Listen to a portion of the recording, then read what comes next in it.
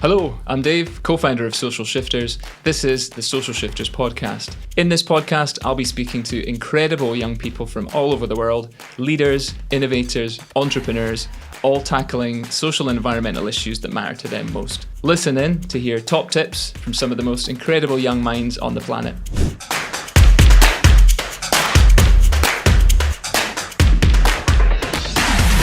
Stanley, hello and welcome to the Social Shifters podcast. You are here today because you are the winner of our global refugee challenge, one of our major categories sponsored by Amazon this year. So congratulations, well done. How does it feel? It feels amazing because honestly, we started the work we do currently like the beginning of last year, and we never predicted that we would be receiving funding or even win this amazing challenge. So to be honest, it feels amazing that people believe in the work we do and the impact is being seen not only for the refugees but for ourselves to keep on going at LightEd. So definitely it's an amazing opportunity and experience. Yeah. And LightEd is an incredible project, an incredible idea. It's obviously part of a number of things that you're doing. But yeah, can you tell us in your own words, about the project LightEd and how it came to be? Definitely. So I grew up in Nigeria, and the area I grew up in, we always had a lot of power outages. Maybe in a week we have just up to 24 hours of electricity split across different days, of course. And constantly growing up as a kid, I had to use candles and kerosene lamps to study. And the effect on my health was very significant. Right now, I can't use body spray because I would start sneezing, and that's how it is, honestly. So, knowing that the impact of that problem on my health, I also love building things. I love building robots, and I was inspired by Iron Man growing up. So, combining that knowledge and that passion of building things and the problem I experienced, that gave birth to LightEd. But LightEd was a result of four failed startups that gave birth to LightEd. So I started this journey 7 years ago in renewable energy and working on different solutions. It was very difficult to know what exactly, but it was a journey and it was a learning experience. So we started LightEd 2020. That was right after the pandemic, towards the ending of the year. We kicked off LightEd with the aim of solving one of Africa's, or if not the world's biggest problem, access to clean and affordable energy. So the LightEd project has other projects that is John. LightEd is a startup, sorry. Then we have other projects, the Light for Peace and the LightEd Kids project. So the Light for Peace project is the project where we provide refugees access to clean and affordable energy. And the aim is to provide them energy that they can afford, and they can also use to switch from candles and kerosene lamps, which affect their health, their safety, because some tents have, as we heard and we spoke with the refugees, some of the tents were engulfed in flames because of they use candles, and these tents are very small spaces. So, and also security issues as regards to safety around the camps, people stealing their properties, and imagine being displaced and you're still exposed to a high level of insecurity. So we thought, okay, the best way we could do this is to find innovative solutions. So at LightEd, we use electronic waste and recycled plastic bottles to build innovative lamps. And the electronic waste we use are lithium-ion batteries that are gotten from laptops, wires, recycled DC fans, and so many other components that we use to build our power boards. So this innovative process made our products way cheaper and more affordable than already existing ones in the market. So what we do is quite simple, and we build, we deploy, and the refugees then have to use it on a daily basis while we provide access to jobs as well. So what we do is we install a central charging station and provide the lamps to the refugees for free. Then the refugees have to pay similar less amount than they buy the candles and the kerosene they use for their lamps to the camp manager. Then the camp manager collects this, and we have a monthly deposit of how much the camp has to pay us for using our station. Then after a period of time, the system belongs to them after they have paid off. for the station. So that is a very sustainable model, but the payment is a pay as you use model for the camps. Then afterwards, it's left for the camp and the camp manager to decide if the campers are still going to be paying that amount. Leave them to be part of their decision making process. We do not want to like simply have a system and keep on milking these refugees. We want to make sure we are developing a solution that is sustainable, but also that is impactful and considerate and empathic towards their challenges as well. Yeah, incredible idea. So LightEd is essentially using waste electronic products,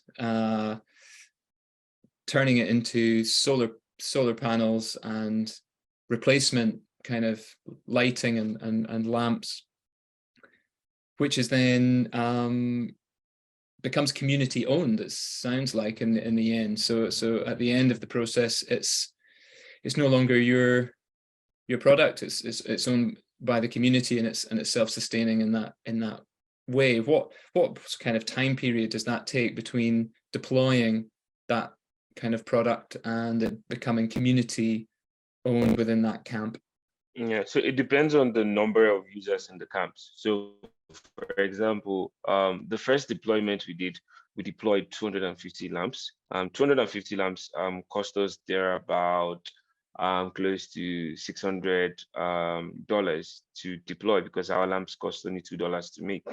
And that's the actual return.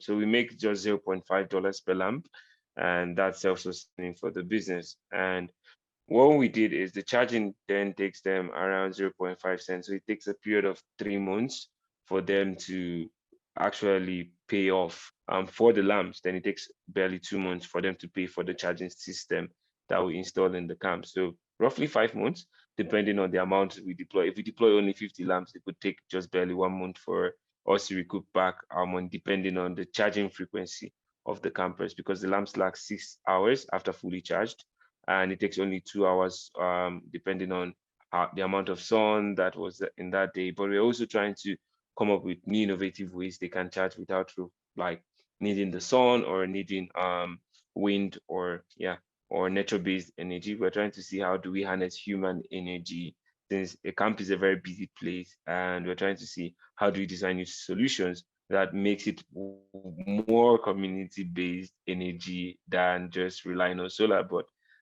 that is some projects that we have currently ongoing, and yeah, definitely. Tell us how you got involved in this. What's your background? When did the journey start for you, and why is this an important issue for you to be tackling? So my background is currently right now I'm studying entrepreneurship leadership at the African Leadership University, but that doesn't have to do anything with tech as related. Like I said, I was 9 when I watched Iron Man when the movie came out in 2008, and after watching Iron Man in a tape building robots, and yeah, I went to Berserkers and started reading encyclopedias. I started watching Discovery Family, started watching really top science channels, and my journey as a young innovator started. I started building robots out of scrap metal, started building air purifiers out of wooden boxes, using cotton wool to build air purifiers. I started working on really amazing projects, rockets, and so many crazy ideas. I remember at the point in time, it was fun to build rockets and robots, but then I actually saw I could do more when I learned about the SDGs, because that is something, the knowledge about SDGs changes any innovator's mindset on how do I use what I am good at to solve problems that I'm passionate about. So the SDGs helped me understood you have innovation around clean energy, you have climate action, quality education, peace and security, and you have like so many of these SDGs that you can actually narrow your projects into. And the SDGs helped me narrow down that I could use my interest in energy and building solutions. So that experience from since I was 9 to now, and tinkering with electronic waste since I've been a kid, I think that opened a part of my mind in how do I innovate using waste. We call it the zero business model at our office, because we say, how do I build a solution trying to build it from zero, like from $0 idea? How do we innovate with a $0 mindset? So that actually is what we use whenever we're working on any design. How do we make it the cheapest, but the most fanciest and most innovative solution? Although when you start innovating and open the tech, it gets more pricey. So I think that journey led me to a place of realization that I could actually solve a problem that I faced as a kid. And I think that problem, me understanding the problem clearly, helped me know how to innovate around it. But at the same time, I had to start listening to people. I had to talk to people, other people that face the problem. And that's when I understood I might have faced that problem as a kid in a family under a roof that has food, has shelter, but still uses candles. I face the problem differently from someone that is living in a camp using a plastic tent and using that candles. It's a totally different context and understanding of that problem. So that helped me grow and understand. And like I said, I failed 4 times in building different energy startups and different energy solutions. One of my startups, then we were trying to use orange peels to produce biofuel, which worked but wasn't feasible. So understanding sometimes the best solutions is the simplest ones, and how do you innovate around that? So my journey has been from that. I did 2 years of industrial engineering. I saw that it wasn't basically helping me understand what I have to do to solve the problems about maths, physics, and I was like, nah, I'm done with this.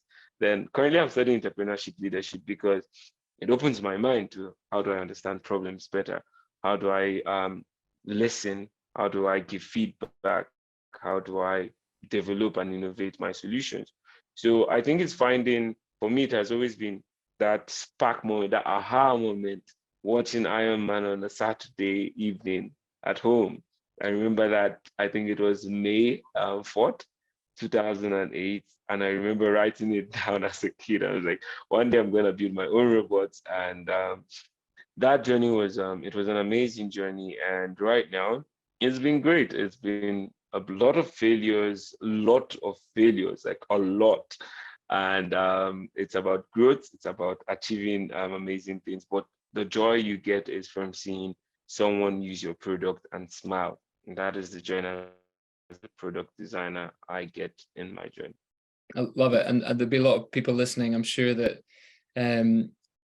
love the fact that Iron Man was your inspiration.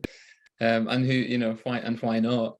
I love this idea of a $0 mindset. And, I think there's a lot of entrepreneurs could benefit from coming at things with a $0 mindset. I'm sure it forces you to be ultra creative and resourceful and efficient.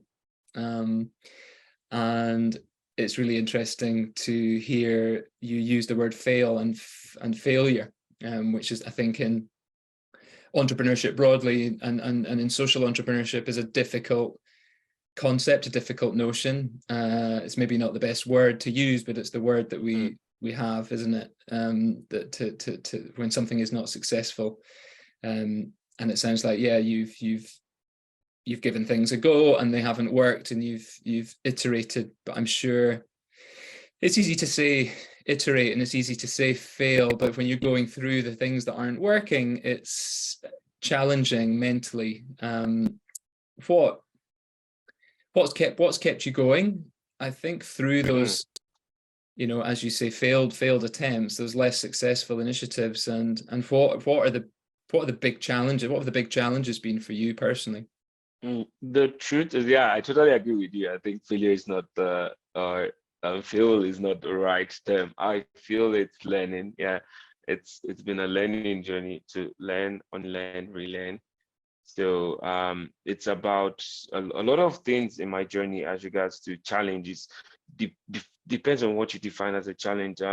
So a lot of entrepreneurs I've met define their challenge as funding, which is true. Funding can be a problem. A lot of entrepreneurs define as lack of expertise or having a quality team. But for me, I think the challenge has always been, in the beginning of my journey, has always been thinking that I understood the problem. So because I faced the problem doesn't mean that I understood it clearly. Mm. I faced this problem as I stopped facing the problem at 11 years old. So someone might still have faced that problem till they are 40, 50. They have a different notion of that problem. They define it differently than I do. And first things I started doing is trying to innovate solutions, design projects that was faced by an 11-year-old boy. And when I present that solution to a 50-year-old man in the village, he sees the solution not feasible for him. For example, the first idea I designed was we designed a lamp that you used a hand crank. And we were like excited, yeah, you do it like this and it gives you this X amount of energy. We went to a village in Morocco and we gave it to a couple of elderly people. It was very difficult for them to rotate it. And I said, okay, you know what? It's a problem. Is it age?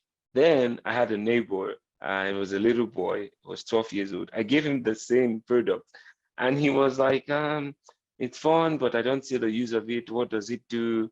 Because he doesn't face the problem. So understanding the dynamics of a solution and a design, and in terms of how do you speak to your customer, we had to then start understanding what do our customers need? How do we design something that is human-centered design thinking around that? Like that was our, so I feel the challenge changed for me when I started listening, when I started paying much into. So some of the designs we had for a secondary school installation for a charging station, we designed the charging station with the students. That was how innovative it was. We had to sit with the students. We called them up to 10 of them that were really enthusiastic about engineering. And we were like, hey, let's design something. And they were coming up with this crazy innovative ideas. And afterwards, we all voted and decided this is what we're going to work on. And I told them, okay, I'm coming back the next day. We're going to redesign it and make it better. Is that fine? They were like, yes. We designed it. We went to the office. We made sure we didn't change much in their designs. And we came back and the design, they were like, okay, then we built it with, I think, $50. We used $50 to build, it's an outdoor charging station. It didn't work. And the beauty of that was they were part of the process and they were sad that it didn't work. But that showed them that it is okay if it doesn't work. Then from there, they were like, what if we design it? And the reason it didn't work because they wanted it to be outside and it started raining. They couldn't go under the rain to pick up their lamps inside the charging station. And we said, what if we design it to be inside and smaller, but have more energy? So we saw the product change and it developed. And for us, it was fun. Then we had different people from different, so some of the energy solutions we are designing now, for example, we have a lamp that we finished that uses a plastic bottle cover, and it's like a Lego set, a very, very innovative solution. We go to the camps and the campers build it themselves. And it's something that we're deploying currently right now. We should have much content online soon. And the campers sit together and they fix it by themselves. And that is putting them into the process of owning their solution. So this is going to make them want to use it because I built it myself. If it has a problem, I know where I can fix it from. And designing with people, people-centered design is fun because you're engaging with them, you're coming up with ideas you never thought you could think of because you're having the people that face the problem directly pour in their crazy, unbelievable ideas into your box of ideas, and that reinforms what comes out from that box. So I think that has been my challenge and that has been my learning process as an entrepreneur. But as you scale and grow, trust me, I remember in the beginning I said funding is a problem as well. You also face funding issues when you want to scale. You also face expertise or technical knowledge when you want to scale, or how to record the data as regards your project. So yeah, as you grow, you meet new challenges, but it's always about what do you learn from each of the previous challenge and how do you grow from that. Yeah, that's been my journey so far.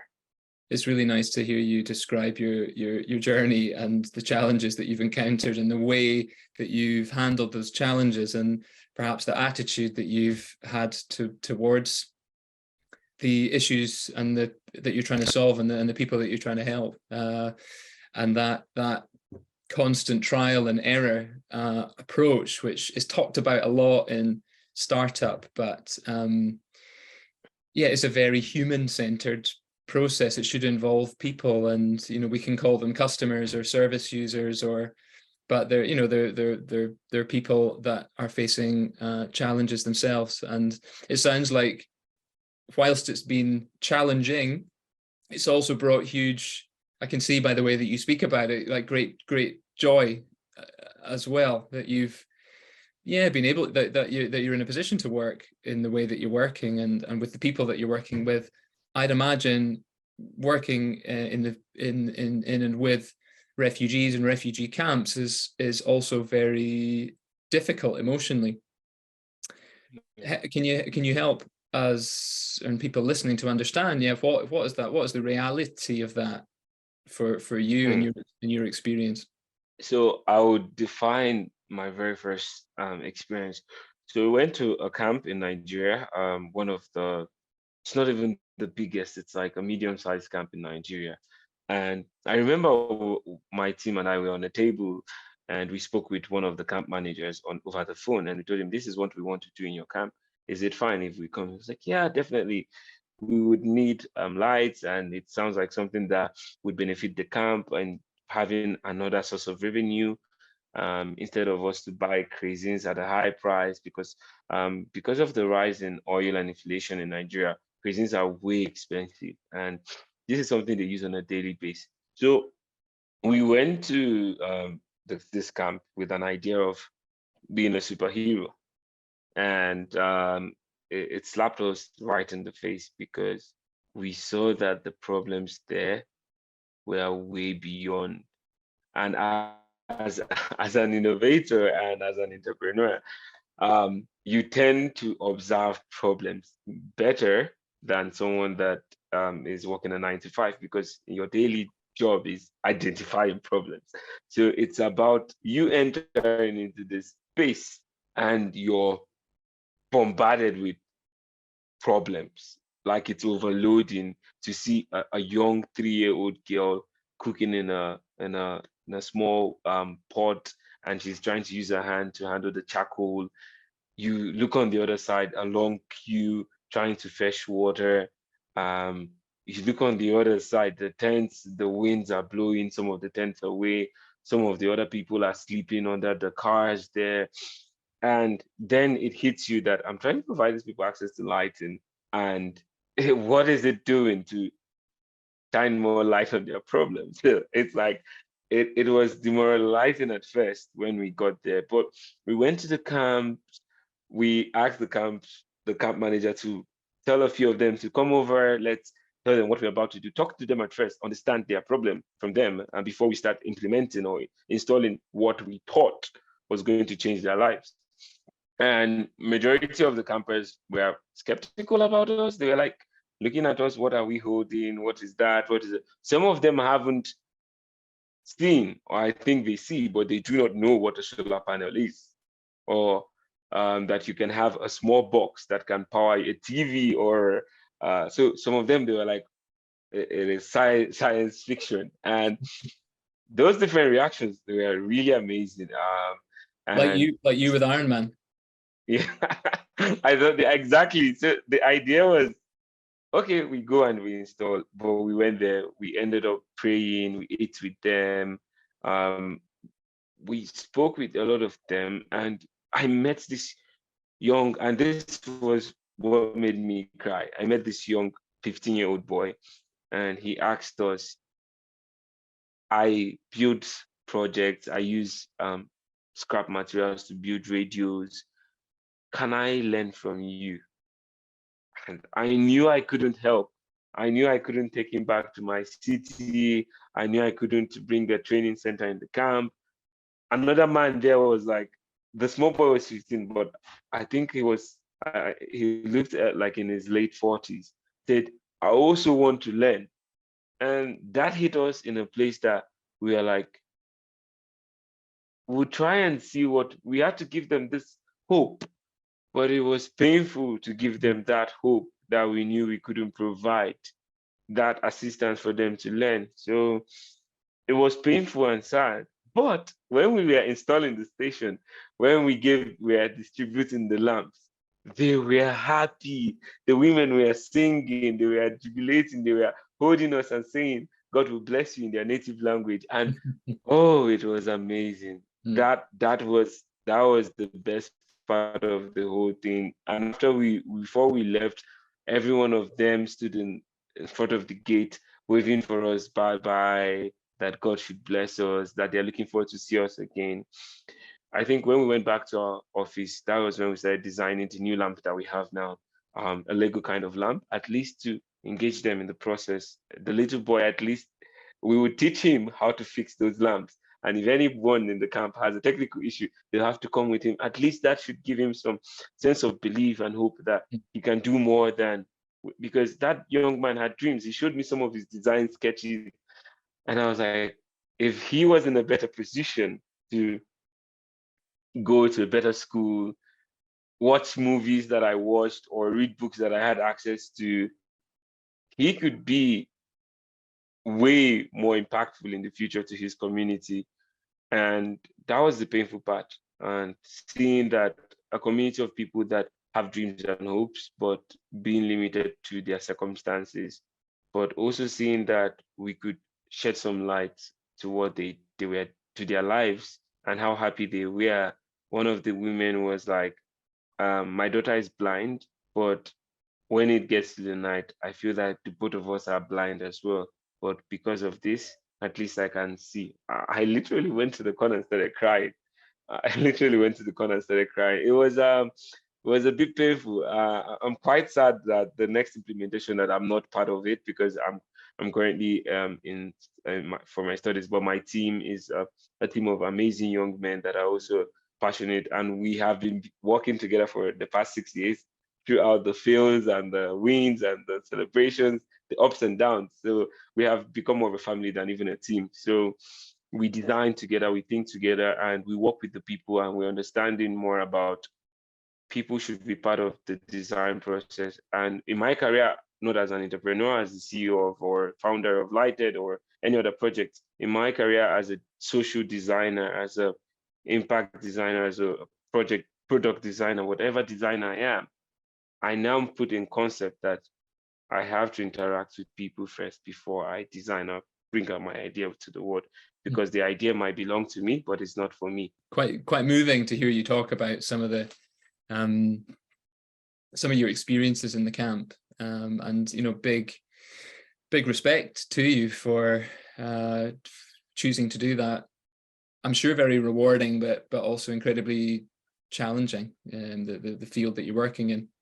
So how do you keep yourself kind of balanced and able to go back in and continue this sort of challenging, difficult work? What I'd imagine that is challenging just on a human level. How do you do that? How do you stay kind of balanced? Is it a struggle?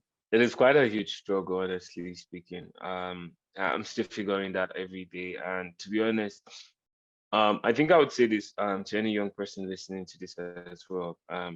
Especially if you're a man or if you're a boy and you're into entrepreneurship, it's way more difficult because people assume that you have it in control, or that you should push through it. I have to sleep very late sometimes. We struggle to get up from bed. Some days I have to meet some deadlines, and I am trying to push through to meet these deadlines. And mental wise, sometimes you're like, why do I put myself through all this?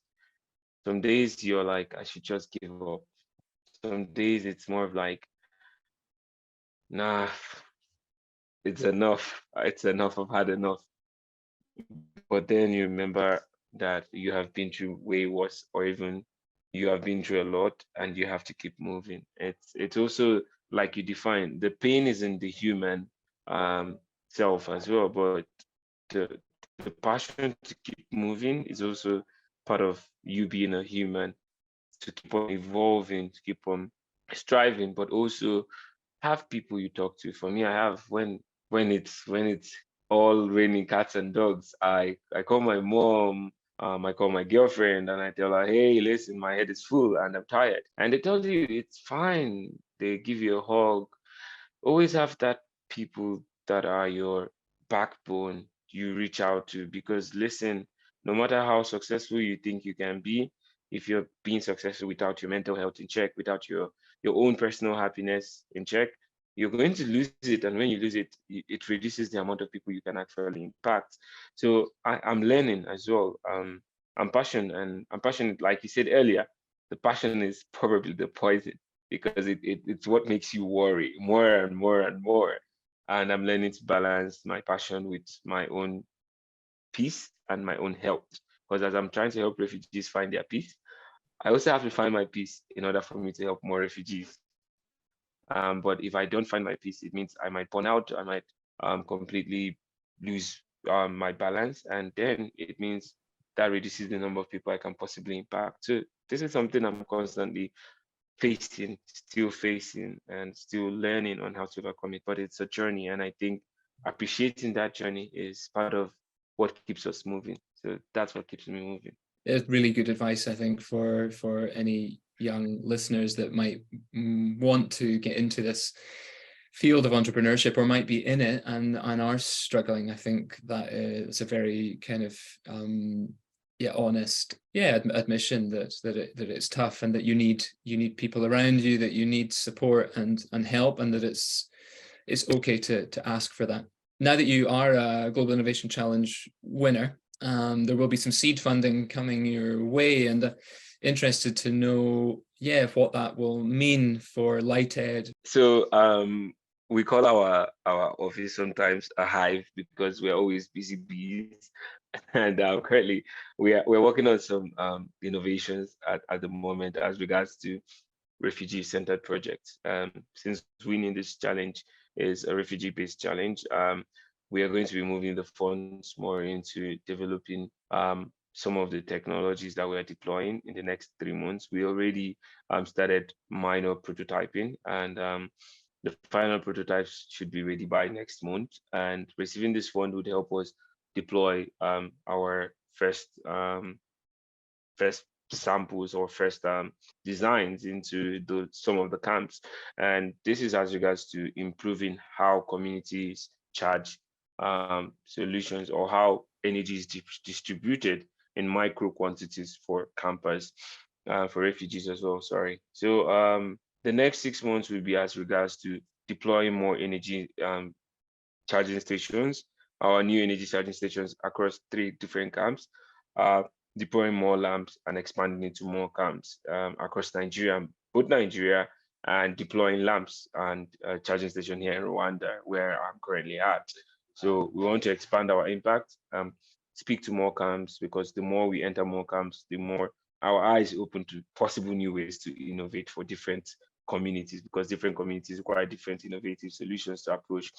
So this is what we are working on now. I'm trying to see not only using solar, but wind. One of the energy solutions that we're trying to deploy in probably the next 4 or 5 years, but I'm just going to share it out there in case any of the young change makers is brave enough to start it before us, because that's what we believe in. We design, we make sure that everyone is an open-based idea and designs, people copy, and that gets to more people. But the main aim is for us to continue deploying energy designs and solutions that is also sustainable, but also opens new books for how energy is designed for Africans by Africans.